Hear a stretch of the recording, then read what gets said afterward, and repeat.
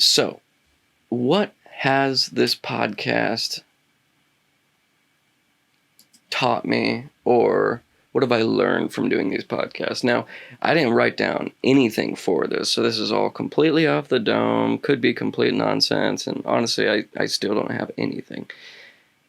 Now, one thing I will say for sure is I'm a lot more, I can express myself a lot clearer.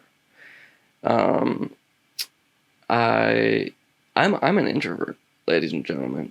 There's always a little bit of back and forth. Like, I'm not like fully an introvert. I've got some extrovert tendencies or whatever, but mainly introvert. I like staying by myself. I like being by myself. I'm completely fine. At my previous job at the dishwasher, at the hospital, I didn't say practically a single word. I'll say good morning to people. I'll say goodbye to people, but I'm not the type of person that'll just bring up a conversation, and talk about something because of awkward silence or whatever. Like, it's kind of like in Pulp Fiction, like, you've got a good relationship with someone when you can just share a silence and not have it be awkward. I think that's so huge, because some people, they need to be talking, and they need to be with someone, and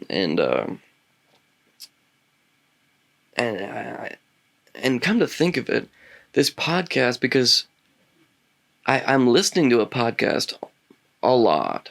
Like, I probably listen to 3-hour-long podcasts a day. And, I'll just be walking around doing whatever with my Bluetooth headphones with a podcast in my ear. It makes daily activities so much better, working out, chores, whatever.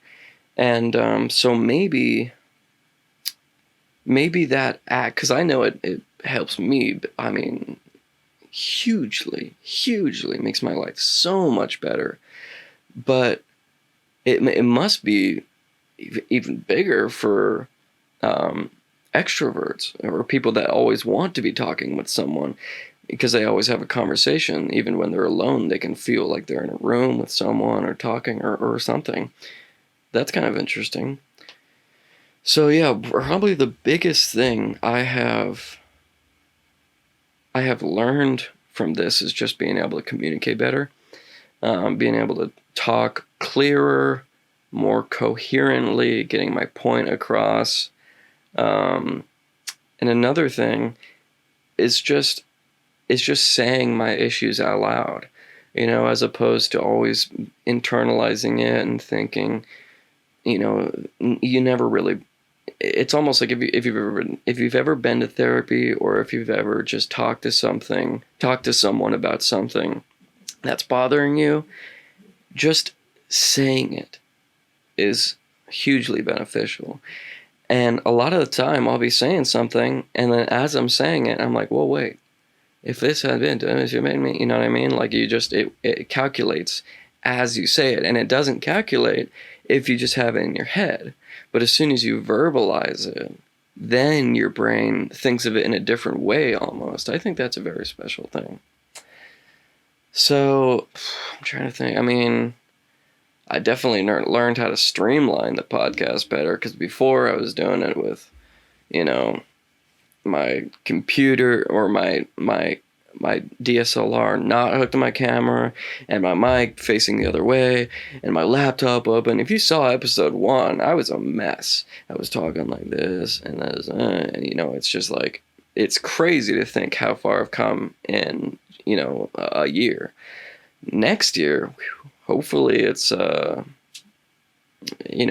I keep exponentially growing, but, it is so streamlined now. Like, I really do feel like I'm almost at, and not peak streamline, but if you guys don't know, I have a DSLR that's recording this. It's hooked to my computer. It's on a battery hooked to the outlet, so it'll never run out of battery. It's hooked to my computer. I can see the viewer, the, whatever, like what my camera's seeing right here on my second monitor, as well as my notes. And my microphone is synced up to my computer as well. So the microphone it's already synced to the video. That was a huge thing. Syncing video to audio is super annoying. And then that was as far as the recording. That was just the recording done.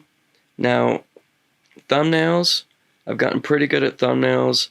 I basically just what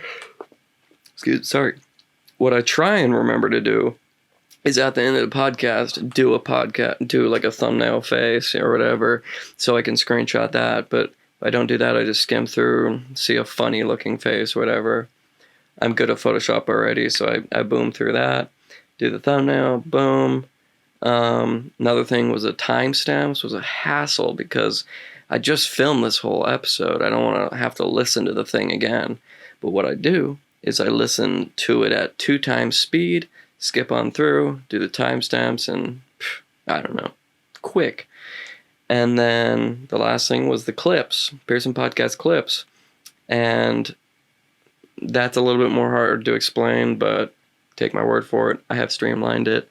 And yeah, I feel really good about it. I feel really, really good about it. I'm so glad that I finally did the clips. I think that is going to be huge for the actual growth of the podcast, because a lot of people they don't have time to sit through this whole hour or whatever podcast and to some knucklehead that they see, and they see 1,000 podcasts started new every day.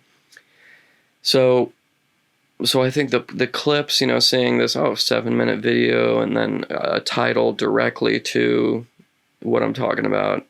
Okay, yeah,